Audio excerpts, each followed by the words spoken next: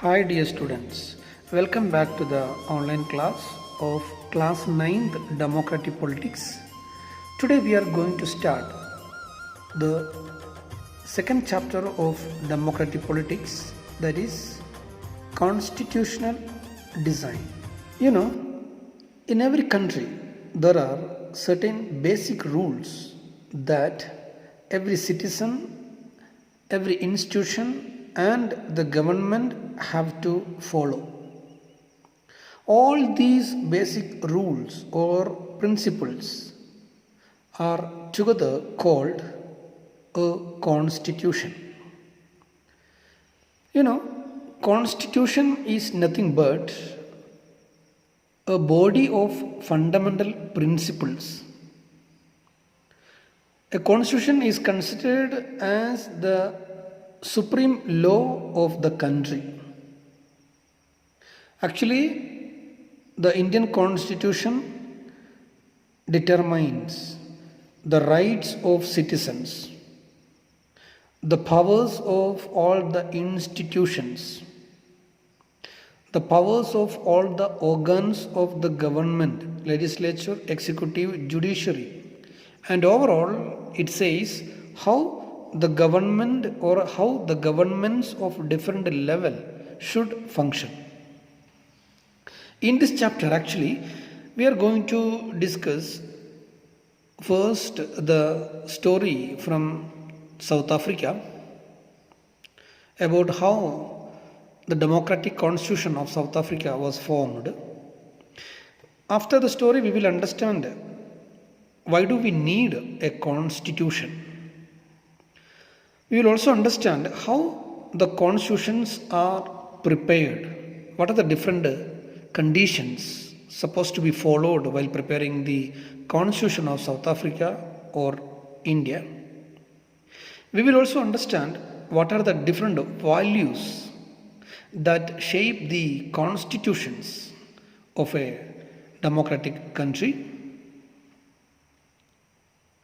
We will also understand once a constitution is accepted, how can we make changes in any of the rules of constitution.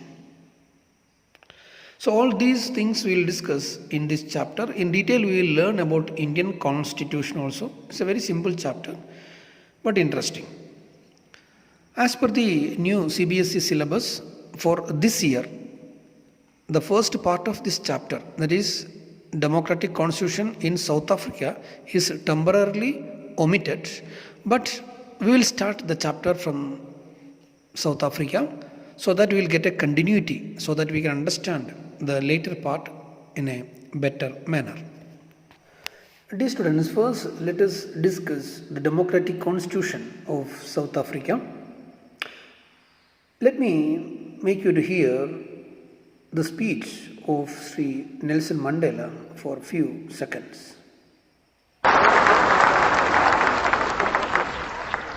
Your Majesties, Your Royal Highnesses, distinguished guests, comrades and friends, today all us do, by our presence here, and by our celebrations in other parts of our country and the world, confer glory and hope to newborn liberty. Out of the experience of an extraordinary human disaster that lasted too long, must be born a society of which all humanity will be proud. Our daily deeds as ordinary South Africans must produce an actual South African reality that will reinforce humanity's belief in justice. This was Nelson Mandela being tried for treason by the white South African government. South Africa was made as a colony by Britain for a long time, like they made India as a colony. In South Africa, Britain introduced apartheid system or racial segregation. Nelson Mandela and his friends fought against this apartheid system of British, and Nelson Mandela was sent 28 years imprisonment in dreaded prison of Robben Island. After that release, this speech was made by Nelson Mandela. Dear children, first let us understand what is meant by apartheid. Apartheid was the name of a system of racial discrimination or racial segregation. The white Europeans who made Africa as a colony, and these whites settled in South Africa and became the local rulers of South Africa. Same like India, how British made colony in India and how they ruled us. This apartheid system divided the people based on their skin color. Skin color. You know, the native people of South Africa are black in color. Actually, these native people made up 3/4 of the population. That is 75% of South Africa's population was black people, native people. They were called blacks by British. The second group of people were called whites. They were the Europeans who settled in Africa. There were another two groups in South Africa. One was mixed races who were called colored. Third group was the people who migrated from India. So there were black people, colored people, white people, and African Indians. These non-whites, that means the colored people or the African Indians, had no voting rights. These black people, they were forbidden or rejected from living in white areas. Black people were not allowed to work with white areas or white people. Even these black people were not permitted in trains, buses, taxis, hotels, hospitals, schools, colleges, libraries, cinema halls, theaters, beaches, swimming pools. Actually, there were separate areas for blacks, and the black people were not allowed to enter the place where whites use. So, this is called racial segregation. Black people, white people. A social system introduced by British. These blacks were not even allowed to associate themselves or to form associations. They were not allowed to protest against the British. And these blacks were not even allowed to visit the churches where the white people worshipped. So this system, since 1950, the blacks, colored and Indians, they started protesting against this apartheid system. They even launched many protest marches and strikes. They formed African National Congress, ANC, as an umbrella organization, and led a lots of struggle against the policies of segregation.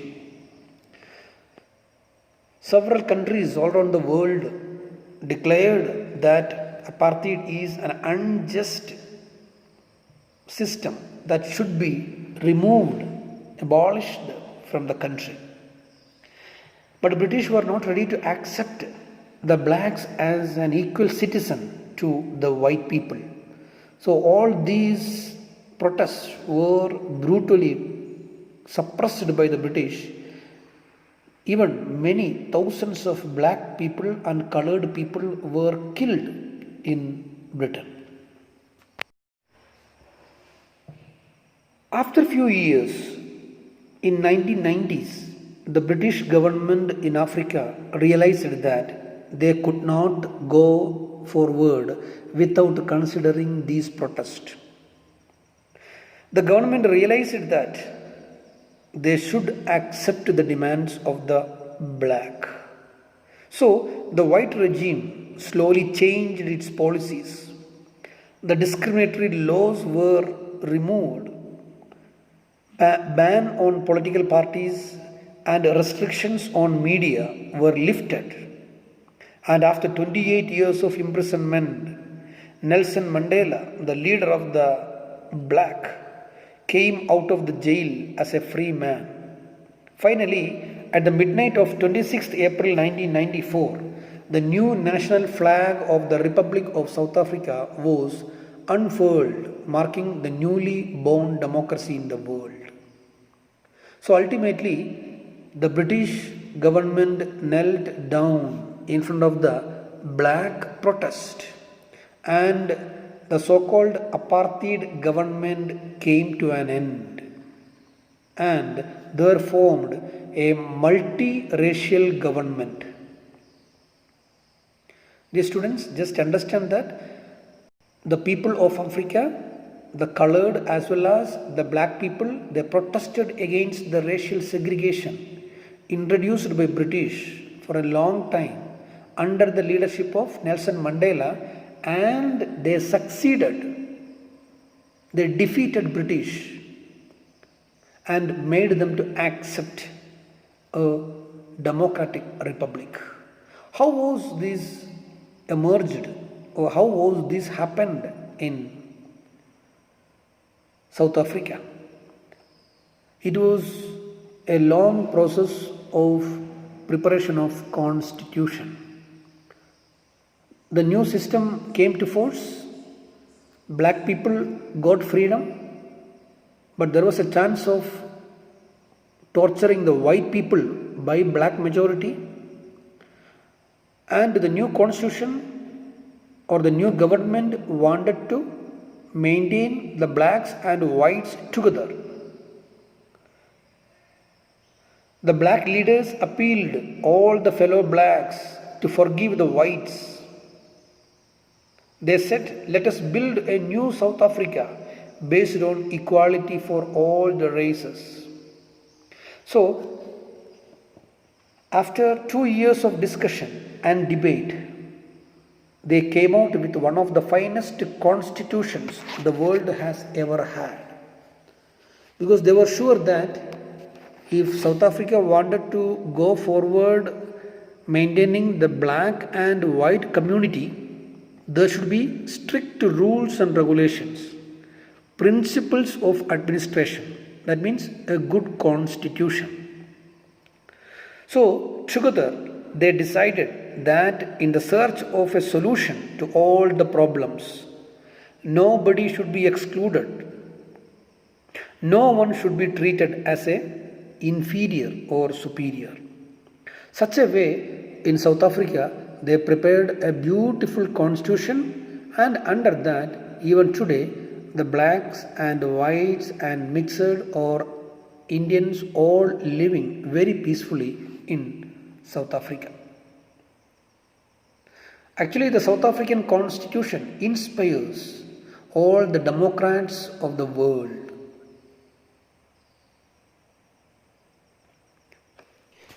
Dear students, now let's move to the next part of the lesson, that is, why do we need a constitution? Just now we discussed the formation of constitution in South Africa. Actually, South Africa had no constitution, it had not got freedom under British. But when it got freedom, the first and foremost thing it made was preparation of the constitution. It's the best example to understand why do we need a constitution. Because the oppressor and the oppressed in the new democracy of Africa wanted to live together. Wanted to live together as an equal citizens. The black people were well confident. The white people feared if they would be suppressed by the black. The black as well as white people wanted social and economic rights. Both of them required privileges on property. So, after long negotiations and discussions, both the black people and white people agreed to compromise. The whites agreed all the principles of majority rule and one person, one vote. The black community agreed that they would not show majoritarianism or absolute rule over white. The black agreed that the majority would not take away the property of the white. Actually, this compromise was not easy. Even after the compromise, what is the surety that they would not change it or they will not challenge it? There was only one thing that could guarantee all this trust in future, that was the formation of a constitution. So all these rules of the white and the black was generally made equal and a constitution was prepared. This is what actually the South Africans did. The white and black, they agreed on some basic rules and they also agreed that these rules will be supreme and nobody could violate or reject it. This set of basic rules were called a constitution in Africa. You know, dear children, every association or every institution should have a constitution. Whether it can be a club or a cooperative society or a political party, everyone needs a constitution. So a constitution is nothing but rules and regulations that the members of the institution have to follow. No one can violate these rules and regulations. The organization or the government can work, can function within the limits set by the constitution. Let's see which are the important things that a constitution does for a country.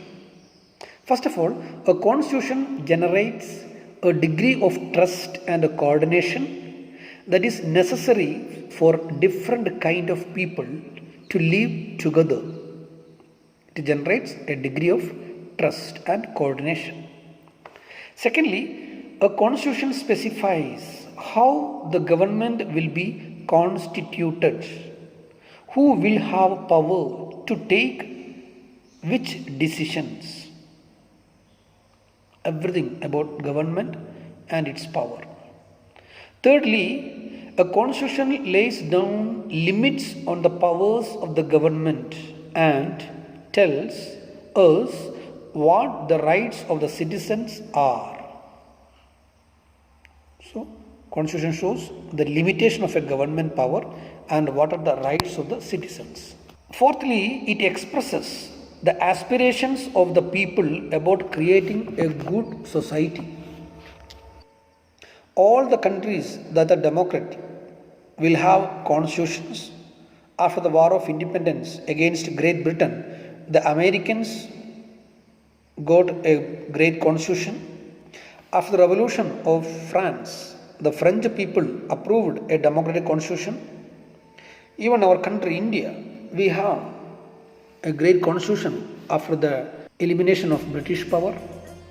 So, dear children, today we have in detail discussed about the importance of a constitution for a country with the story of Africa, and we also have understood why do we need a constitution. In next class we will move to the making of the Indian Constitution. Read the lesson very properly, underline the important points. What are the doubts you have, please clear with me. Few assignment questions are sent along with it. Try to solve and send me the photos. Thank you.